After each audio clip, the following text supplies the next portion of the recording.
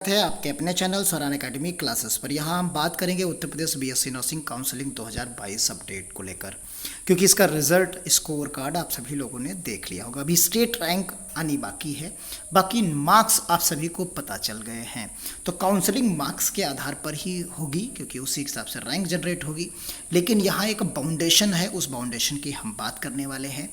अटल Bihari Vajpayee medical university, King George medical university और उसके बाद Uttar Pradesh university of medical sciences doctor Ram Manohar Lohia जो है संस्थान, जो आपका है इंस्टीट्यूट है, उसकी बात करेंगे। क्योंकि यहाँ जो मार्क्स हैं आप सभी लोगों ने देखे, 100 मार्क्स और 80 मार्क्स की कट ऑफ की हम बात करने वाले हैं।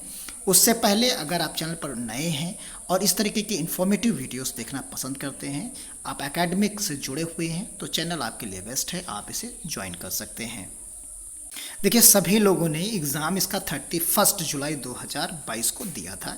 11 बजे से 2 बजे इसकी टाइमिंग थी और सभी लोगों ने 200 क्वेश्चंस इसके आपको मिले थे। 200 क्वेश्चंस आप सभी को करने थे इसमें से, और 1 नंबर 1 क्वेश्चंस के लिए था, इंग्लिश मीडियम में था।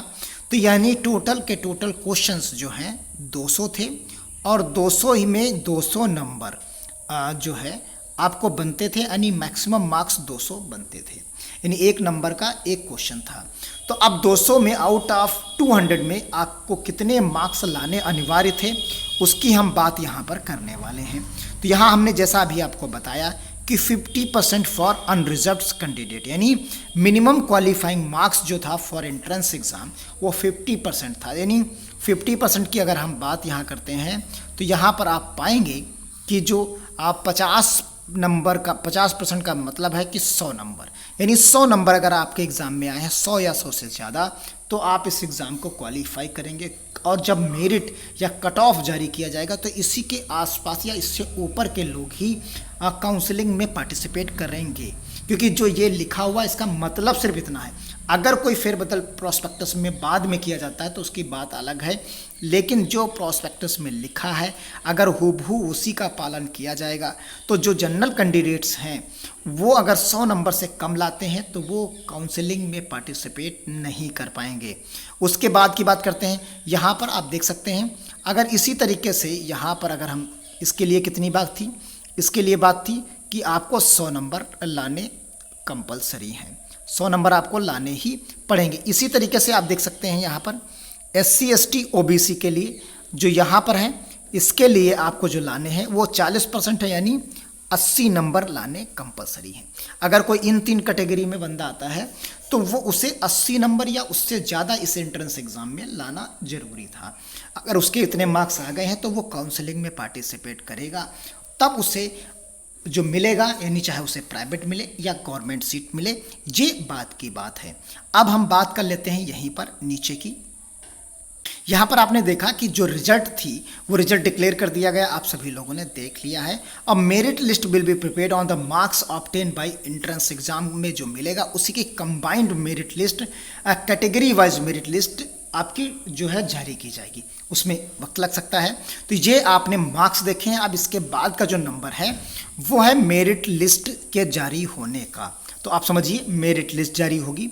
अगर किसी के मार्क्स सेम होंगे, अगर किसी के मार्क्स सेम हैं तो उसे biology followed by chemistry and then physics, यानी फिर उसके देखे जाएंगे कि एंट्रेंस एग्जाम में बायो में जिसके मार्क्स ज़्यादा होंगे उसे पहली रैंक दे दी जाएगी। अगर उसके बाद अगर बायो में भी एक जैसे मार्क्स आ गए, टोटल मार्क्स भी एक जैसे, बायो में भी एक जैसे मार्क्स, तो केमिस्ट्री में मार्क्स जिसके ज़्यादा होंगे उसे फॉलो किया जाएगा। देन फिजिक्स लास्ट में देखा जाएगा और उसके बाद ये मार्क्स का देखा गया। फिर उसके बाद ओल्डर, यानी जो एज में बड़ा होगा, अगर मान लो उसके तीनों विषय में मार्क्स बराबर हैं, फिर उसके देखा जाएगा एज, जो एज में बड़ा होगा तो उसे पहली रैंक दे दी जाएगी, उसके बाद वाली रैंक उसे दे दी जाएगी उससे छोटा होगा।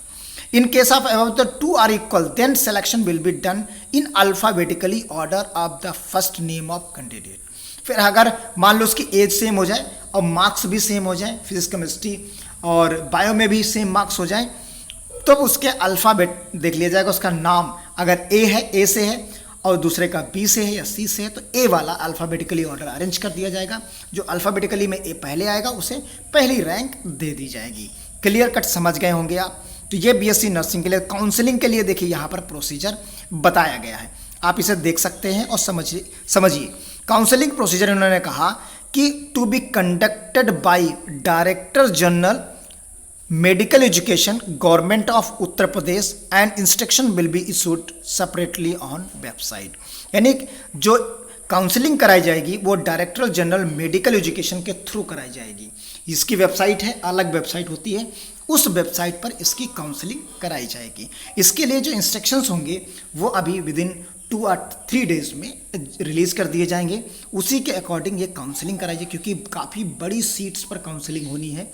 ये छोटी काउंसलिंग नहीं होगी, क्योंकि अटल बिहारी वाजपेयी मेडिकल यूनिवर्सिटी के में बहुत सारे इंस्टीट्यूट्स आते हैं, करीब जो है 120-22 इंस्टीट्यूट्स हैं जो आते हैं। उसके बाद KGMU भी है, doctor Ram Manohar Lohia institute of medical sciences है, Uttar Pradesh institute of medical sciences है, सिर्फ है पैरामेडिकल का।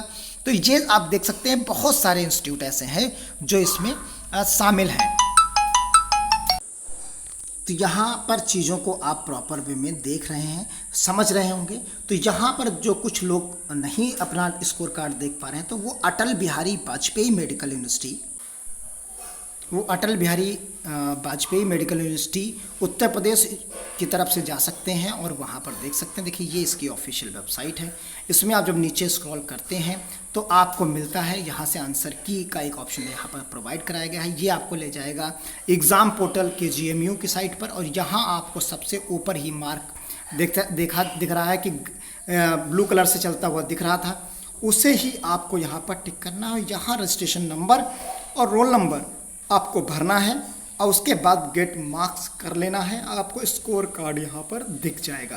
तो उम्मीद यही है कि आप आसानी से इसे देख पा रहे होंगे। आपने मार्क्स देख लिया है, जिसके इसके कम मार्क्स हैं उनके चांसेस बहुत कम हैं काउंसलिंग में पार्टिसिपेट करने के लिए, क्योंकि ये प्रॉस्पेक्टस में पहले ही लिख दिया गया। और हम बता दें आपको कि जो कट ऑफ है उसकी बात कर लें तो जनरल का कैंडिडेट अगर है और उसे गवर्नमेंट इंस्टीट्यूट चाहिए तो उसको 130 नंबर प्लस अगर आते हैं तो वो श्योर डेड है, उसके चांसेस रहेंगे उसे सीट मिलने के लिए।